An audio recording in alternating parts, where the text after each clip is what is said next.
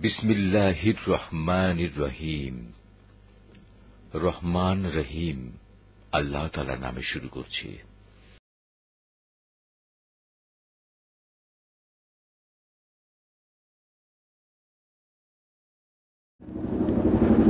বিরতির পরে আবার আমরা আমাদের মূল আলোচনায় ফিরে আসছি। আপনারা সবাই আশা করি প্রস্তুত। বলছিলাম শিরকের কথা, শিরকের পরিচয়ের কথা, শিরকের প্রকারের কথা, এরপরে শিরকের প্রকার যে আছে ছোট এবং বড় শিরক।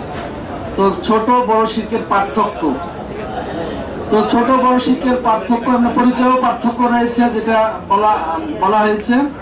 এছাড়াও ছোট শিরক এবং বড় শিরকের যে গুরুত্বপূর্ণ পার্থক্য সেগুলো আমাদের অবশ্যই প্রত্যেককে জানতে হবে, বুঝতে হবে এবং সেভাবে আমাদেরকে সতর্ক হতে হবে। তো বড় শিরকের ফলে মানুষ ইসলাম থেকে বের হয়ে যায়, মুসলিম মিল্লাত থেকে বের হয়ে যায়। বড় শিরকে যে পতিত হবে সে ইসলাম থেকে বের হয়ে যাবে, খারিজ হয়ে যাবে, মুরতাদ হয়ে যাবে। কিন্তু ছোট শিরকের ফলে তা হবে না, বরং তার কাবিরা গুনাহ হবে বা তার ধরন অনুযায়ী সেটা বোঝা যাবে। আর দ্বিতীয়ত বড় শিরক করার ফলে সে জাহান্নামে যাবে এবং স্থায়ী জাহান্নামী হবে। এই অবস্থায় মারা গেলে সে স্থায়ী জাহান্নামী হবে। কিন্তু ছোট শিরক করলে সে জাহান্নামে যাবে ঠিকই, সাজা ভোগ করবে ঠিকই, কিন্তু স্থায়ী হবে না। তার ওই পাপ অনুযায়ী সে সাজা ভোগ করে আবার আল্লাহ চাইলে তাকে মুক্ত করে দিবেন আল্লাহ সাজা ভোগের পরে। তাহলে তৃতীয় বা চতুর্থ পার্থক্য হচ্ছে বড় শিরকে পতিত হওয়ার ফলে মানুষের সব সৎ আমল বরবাদ হয়ে যায়। যেমন ব্যক্তি 5 ওয়াক্ত নামাজি, তাহাজ্জুদ গুজার, রোজা তো করে, নফল রোজা গুলাও করে, কিন্তু দরগায় গিয়ে দরগা অলির নাম দিয়ে একটা খাসি জবাই করে ফেললো। তার ওই যে নামাজ পড়া, হজ করা, যাকাত দেওয়া, তেলাওয়াত, দোয়া, জিকির, রোজা এগুলো থাকলো না, সব শেষ হয়ে যাবে। তাহলে এটা হচ্ছে প্রভাব, বড় শিরকের বিধ্বংসী প্রভাব, যে কেউ যদি বড় শিরকে পতিত হয় তার সমস্ত সৎ আমল বরবাদ হয়ে যাবে। যদিও সে নামাজ পড়ুক, রোজা রাখুক, জাকাত দেখ আর তাহাজ্জুদ পড়ুক, সব কিছু বরবাদ হয়ে যাবে একটি আমলের কারণে। কিন্তু ছোট শিরক এর এগেইনস্টে, এর বিপরীতে যদি আমরা রিয়া ধরি, ছোট শিরক রিয়া করার ফলে মানুষের সমস্ত আমল বরবাদ হয়ে যায় না। সাধারণ ছোট রিয়া যদি হয়, যে বিষয়ে তার রিয়া জাগলো, এই যে আমরা হজে এসেছি, সাবধান। আমাদের মনোমানসিকতা যদি হয় যে আমি আল হাজ ডিগ্রি দিয়ে যাব, হাজি সাহেব হয়ে ফিরবো, এটা রিয়া। মানুষকে শোনানোর ইচ্ছা, প্রচারের ইচ্ছা এবং দেখানোর ইচ্ছা যে আমি হজ করে আসলাম। খালি এমনি দোয়া চাওয়া, খালি এমনি জানানো, আমি যখন হজে গেছিলাম এই করে আসলাম, খালি মানুষকে জানানো যে আমি হজ করেছি। এই শুধু এই প্রচারের যদি উদ্দেশ্য থাকে, দেখানোর যদি উদ্দেশ্য থাকে, তাহলে হজটা বাতিল হয়ে যাবে। আল্লাহ আমাদেরকে হেফাজত করেন। সতর্ক, খুবই সতর্ক, জানে এই মনোবাসনা না জাগে, মনের এই ভাবটা না আসে যে আমি হজ করেছি, এটা মানুষ জানুক, এটা শুনুক, এটা প্রচার হোক, আমাকে প্রশংসা করুক। তো এগুলা খ্যাতি অর্জন, এটা যদি মনে থাকে তাহলে এটা হচ্ছে রিয়া, এটা ছোট শিরক। এটা ছোট শিরক, এর ফলে ওই হজটাই বাতিল হবে, তার নামাজ, তার অন্য আমল যেটা ইখলাসের সাথে হয়ে আছে সেগুলা কিন্তু আর বাতিল হবে না। তাহলে ছোট শিরক এই রিয়া, যদি রিয়ার আবার ধরন আছে। একান্তই যদি লোক দেখানো হয়, বৃত্তিটাই যদি লোক দেখানো হয়, মনই যদি লোক দেখানো হয়, আল্লাহকে উদ্দেশ্য নয়। হজে অনেকে আসে জাস্ট ফর্মালিটি, জাস্ট আনুষ্ঠানিকতা, জাস্ট সামাজিকতা, অনেকের সাথে আপনাদের দেখা হইতেছে। তো এরা আল্লাহকে কতটুকু খুশি করার জন্য ইখলাসের সাথে আসছে আল্লাহ ভালো জানে। আমরা দোয়া করি তাদেরকে আল্লাহ হেদায়েত করেন এবং ইখলাস দান করেন। কিন্তু জাস্ট ফর্মালিটির জন্য যদি হয় তাহলে তো এটা বড় রিয়া, তাই না? এটার ফলে তার সমস্ত আমলই বরবাদ হয়ে যেতে পারে। কারণ এই রিয়াটা একান্ত দেখানোর জন্য, সার্টিফিকেটের জন্য যে হাজি আল হাজ হবো, আল্লাহর উদ্দেশ্য মোটেও ছিল না, ভিত্তি ছিল না তার আল্লাহর উদ্দেশ্য, তাহলে এটা কিন্তু বড় শিরক পতিত হয়ে যাবে না, এই ছোট শিরক রিয়াটা। তো যাই হোক, পার্থক্য, চতুর্থ পার্থক্য বলছিলাম যে আমল সব বরবাদ হয়ে যাবে, বড় শিরকের ফলে তার সমস্ত সৎ আমল বরবাদ হয়ে যাবে। পঞ্চম পার্থক্য যে আল্লাহ রাব্বুল আলামিন তাকে ক্ষমা করেন না, আল্লাহ রাব্বুল আলামিন এই বড় শিরকারীকে ক্ষমা করেন না যদি সে একেবারে খালেজ দিলে তওবা না করে, খালেজ দিলে তওবা না করা পর্যন্ত তাকে ক্ষমা করেন না। কিন্তু ছোট শিরক হলে আল্লাহ চাইলে তাকে ক্ষমা করে দিয়ে থাকেন, আল্লাহ চাইলে তাকে ক্ষমা করে দিয়ে থাকেন। কিন্তু এই বড় শিরকের ফলে তাকে আল্লাহ ক্ষমা করবে না যতক্ষণ পর্যন্ত সে তওবা না করবে। তাহলে বড় এবং ছোট শিরকের মধ্যে পার্থক্য কয়টি বলা হলো? 5টি। প্রথম হচ্ছে পরিচয়গত পার্থক্য, যেটা শুধু আল্লাহর হকের সাথে যেটা সম্পর্ক, সেটা বড় শিরক, তাই না? আল্লাহর সাথে সমকক্ষ স্থির করা তার হকে, তার সাথে যেগুলা খাস বিষয়, আর এটা ছোট শিরকটা এর পর্যায়ে না। আর এছাড়া অন্যান্য পার্থক্য যে মুসলিম মিল্লাত থেকে বের হয়ে যায় বড় শিরকের ফলে, আর ছোট শিরকের ফলে তা হয় না। তারপরে স্থায়ী জাহান্নামী হয়ে যায়, এই অবস্থায় মারা গেলে তওবা ছাড়া বড় শিরকারী স্থায়ী জাহান্নামী হয়ে যায়, আর ছোট শিরকের ফলে স্থায়ী জাহান্নামী হয় না। তারপরে পার্থক্য বলা হলো কি সমস্ত সৎ আমল বরবাদ হয়ে যাবে একটা যদি সে বড় শিরক করে। হ্যাঁ, আর ছোট শিরকের তা হয় না, বরং যে ক্ষেত্রে তার ছোট শিরক প্রদর্শন হবে, রিয়া হবে, সেই আমলটা তার বরবাদ হয়ে যাবে। তেমনি ভাবে শেষ কথা যেটা বলা হলো যে তাকে আল্লাহ ক্ষমা করেন না যদি তওবা ছাড়া এভাবে মারা যায় বা তওবা না করে। এরপরে এই বিষয়ের কথা যেটা বলবো যে কি কারণে মানুষ শিরকে পতিত হয়। শিরকে পতিত হওয়ার কতিপয় কারণ, তার মধ্যে অন্যতম হচ্ছে অজ্ঞতা, না জানা যে এটা শিরিক, এটা কুফর, এটা তাওহীদ, এটা সে বুঝেই না কিছু। এর ফলে মানুষ দৌড়ে যায় বেশিরভাগ মাজারের দরগায়, তাকে আল্লাহর মতো করে ধরে ফেলে, পীর সাহেবকে আল্লাহর মতো করে ধরে ফেলে, না জানার কারণে। হয়তো জানলে সে যেত না, জানলে সে যেত না। তেমনি ভাবে যে একেবারে সীমা লঙ্ঘন, গলু, যেটা অতিরঞ্জন, মহব্বতের ক্ষেত্রে হোক বা সম্মানের ক্ষেত্রে হোক, বেশি ভক্তি, অতিভক্তি, যেটা আমরা বলে থাকি অতিভক্তি, তো এই অতিভক্তির ফলে মানুষ শিরকে পতিত হয়, তাকে একেবারে সিজদা পর্যন্ত করে ফেলে পিসাবকে, আর পিসাব তো একেবারে ফুলে বম। হ্যাঁ, তো অতিভক্তির ফলে শিরকে পতিত হয়। তেমনি ভাবে বাহ্যিক কিছু কিছু তাদের থাকে, আকর্ষণ করার, মুরিদদেরকে আকর্ষণ করার, সাধারণ জনগণকে আকর্ষণ করার বাহ্যিক কিছু টেকনিক থাকে। ওই টেকনিক দেখায় মানুষকে একেবারে সিজদা পর্যন্ত নিয়ে থাকে।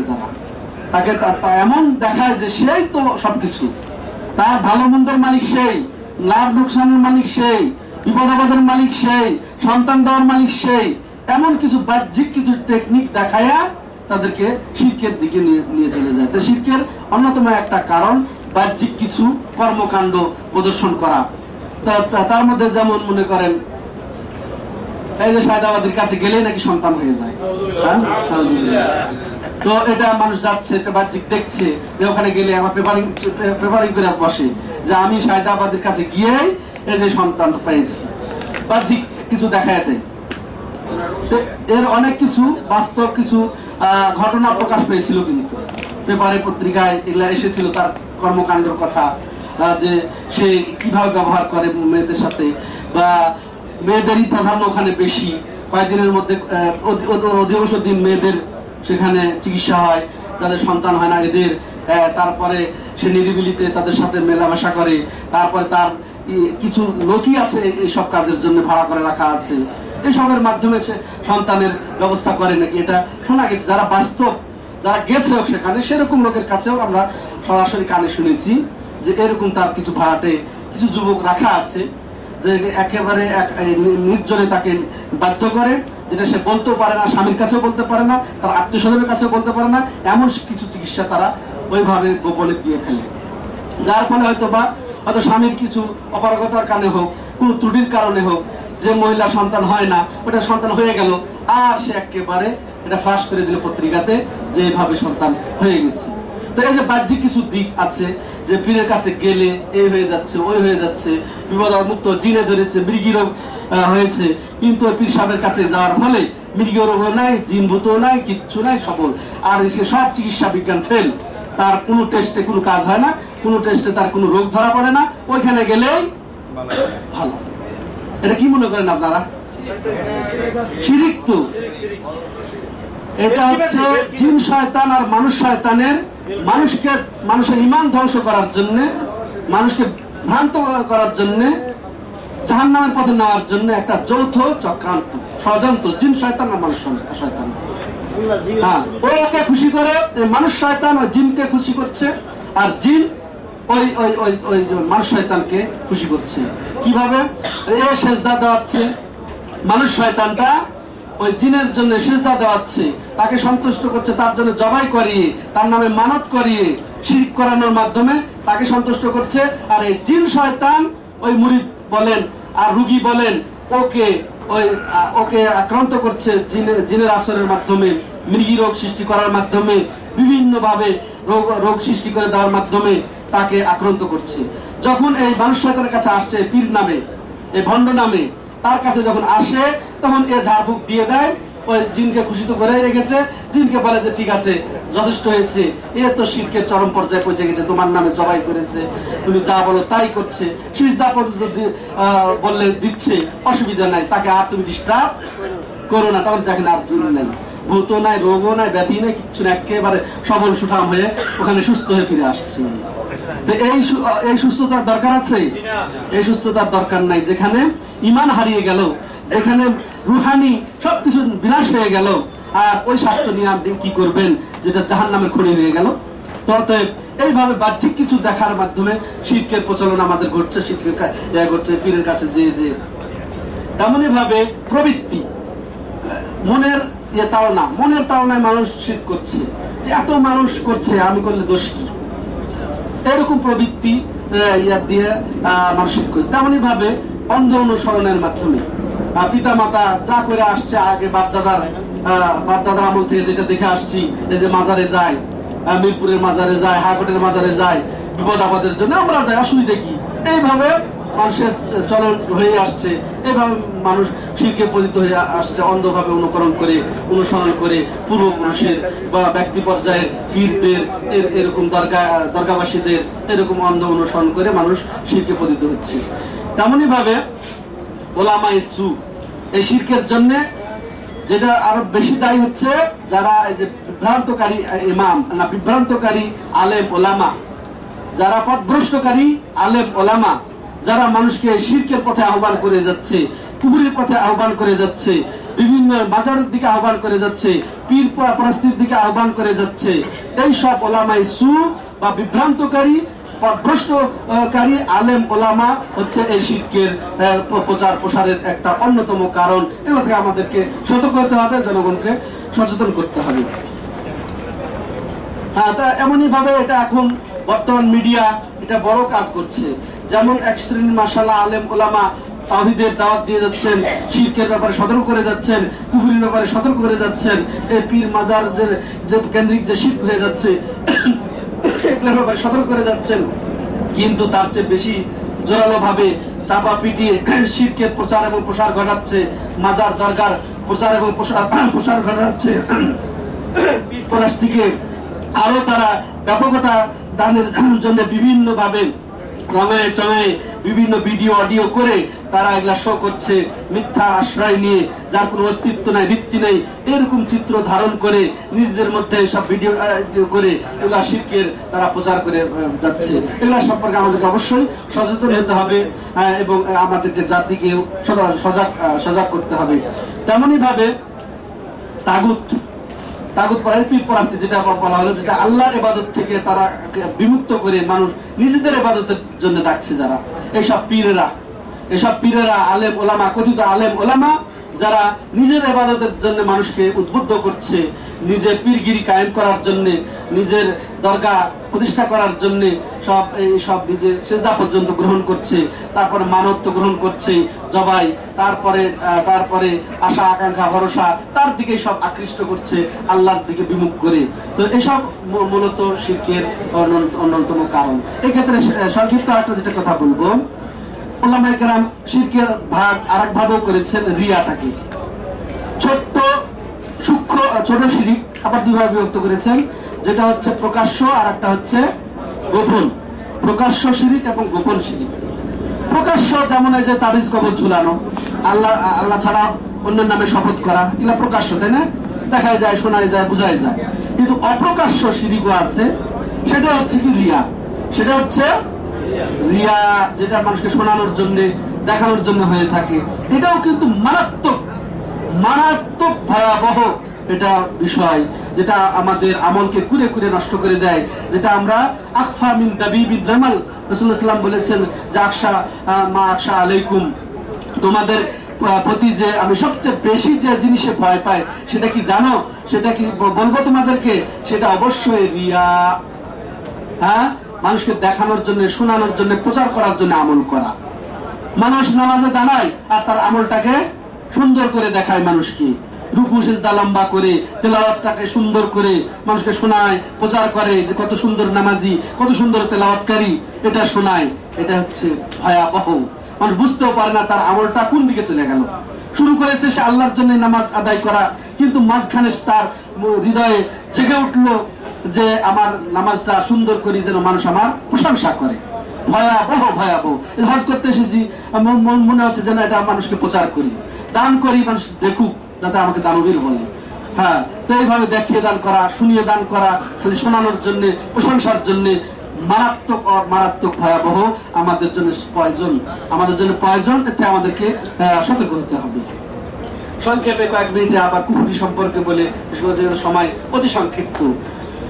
এর পাশাপাশি আর একটা ভয়াবহ গুনাহ আছে। ভয়াবহ গুনাহ সেটা কি? কুফরি, যেটা মানুষের ঈমান বিধ্বংসী, আকীদা বিধ্বংসী, তাওহীদ বিধ্বংসী আমল। সেটা হচ্ছে কি?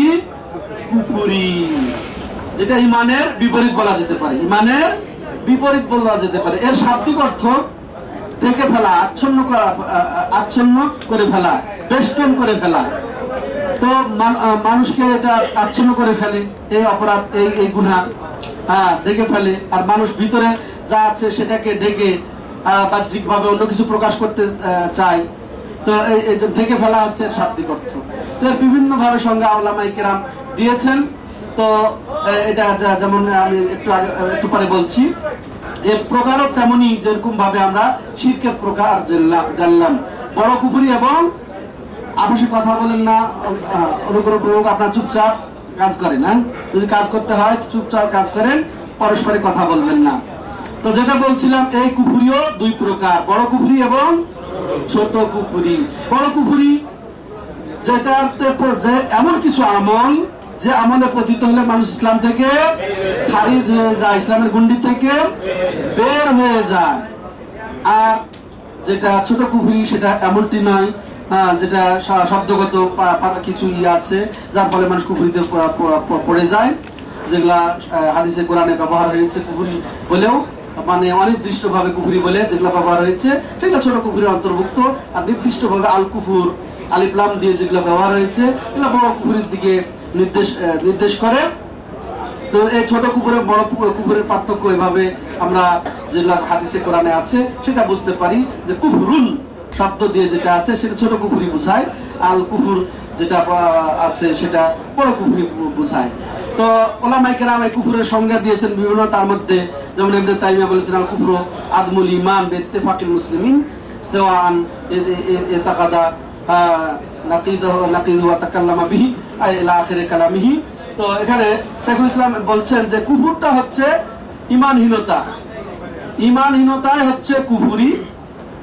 হ্যাঁ, ঈমানহীনতায় কুফরি, এটা মুসলিমদের ঐক্যমতে এটাই সংক্ষিপ্ত কথা। ঈমান নাই, এটা হচ্ছে কুফরি, মানে ঈমান আনে না আল্লাহর প্রতি, তার রাসূলের প্রতি, ফেরেশতাদের প্রতি।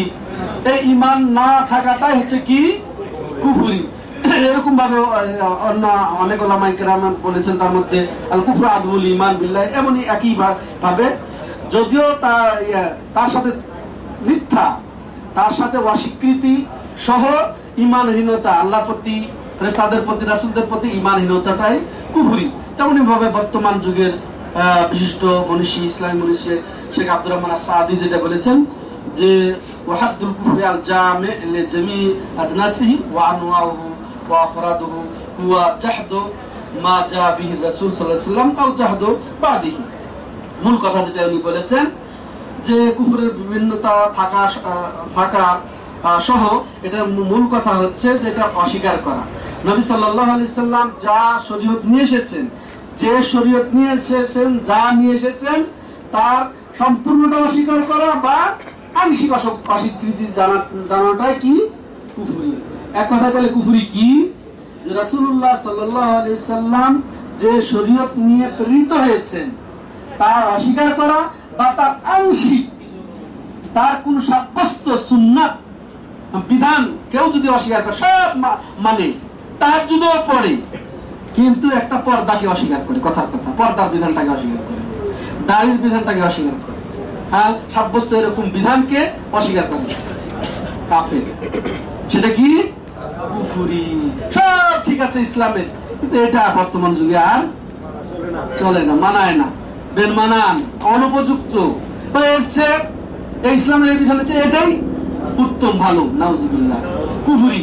সব ঠিক আছে, সব মানলো, নামাজ পড়ে, রোজা রাখে, যাকাত দেয়, হজ করে, সবকিছু মানে, তাহাজ্জুদও পড়ে, কিন্তু এরকম একটা বিধান তার মনে যেন চায় না।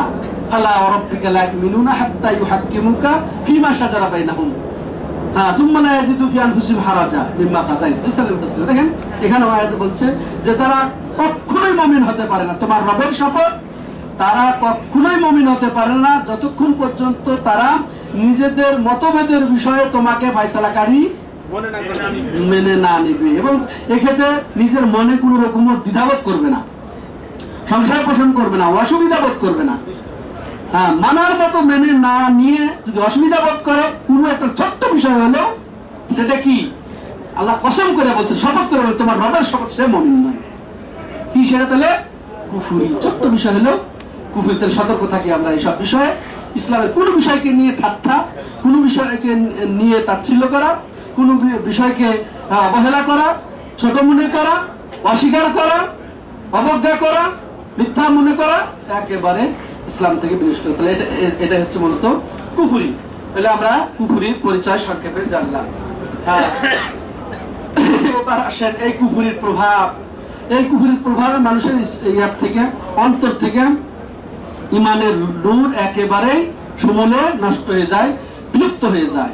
এরকম অনেক প্রভাব আছে। শেষে আমি এক কথায় কিছু শিরক থেকে বাঁচার, কুফরি থেকে বাঁচার উপায় বলে শেষ করবো। আশা করি সবাই মনোযোগ সহকারে শুনবেন। কি বলবো এখন? শিরক এবং কুফর থেকে বাঁচার উপায়। প্রথম হচ্ছে যে আল্লাহর কিতাব এবং রাসূলুল্লাহ সাল্লাল্লাহু আলাইহি ওয়াসাল্লামের সুন্নতকে আঁকড়ে ধরা, মজবুত ভাবে আঁকড়ে ধরা। যেমন রাসূলুল্লাহ সাল্লাল্লাহু আলাইহি ওয়াসাল্লাম বলেছেন এই বিদায় হজের ভাষণ, যেটা আমরা কালকে পরশুদিন ছিলাম, যে ইয়া তারাকতু ফীকুম আমরাইন লান তাদিল্লু মা তামাসসাকতুম বিহিমা কিতাবুল্লাহ ওয়া সুন্নতি।